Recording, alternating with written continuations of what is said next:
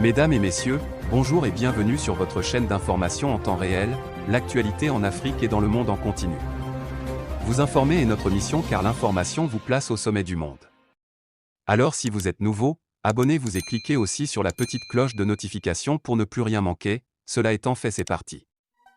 Avant de commencer la vidéo, nous tenons à rappeler que, les images utilisées dans toutes nos notes d'information sont à titre illustratoire.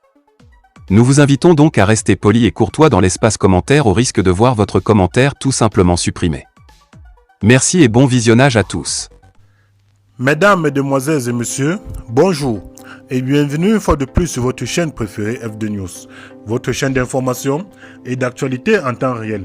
Au Burkina Faso, des interrogations après la mort de 15 soldats dans des attaques. La mort de 15 soldats mardi dans une double attaque en Namsigia, dans le centre-nord du Burkina Faso, suscite des interrogations sur les moyens alloués à l'armée.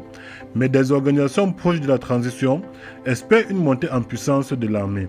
Le double attentat de l'engin explosif improvisé, qui a fait 15 soldats tués, s'est produit sur l'axe Bouzanga-Djibo lors d'une mission d'escorte d'une unité militaire.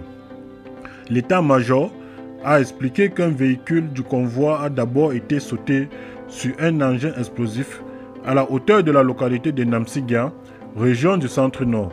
Alors que s'organisaient les opérations de secours, un deuxième engin a manifestement été activé à distance, causant de nombreuses victimes, indique le communiqué. À Ouagadougou, de nombreuses questions restent en suspens.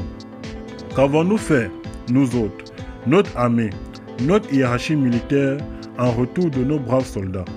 Est-ce que nous avons été dotés d'armes sophistiquées, efficientes et adaptées? Est-ce que nous les avons été dotés de robots pour le déminage? Ont-ils été précédés par des drones de surveillance et de renseignement? S'interroge Adama Bayala, journaliste, analyste et politique. Aucun État n'a déclaré la guerre au Burkina Faso. Le problème qui se pose est une question de sécurité intérieure du pays.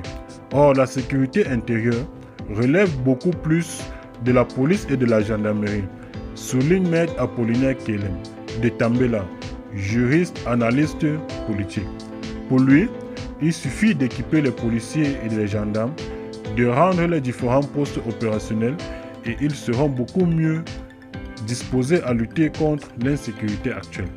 Eh bien les amis, c'est ici que s'achève cette petite note d'information. Vous informer à notre émission. Eh bien, si vous êtes nouveau, abonnez-vous à notre chaîne et n'oubliez surtout pas d'activer la petite cloche de notification pour ne plus manquer à aucune de nos prochaines vidéos.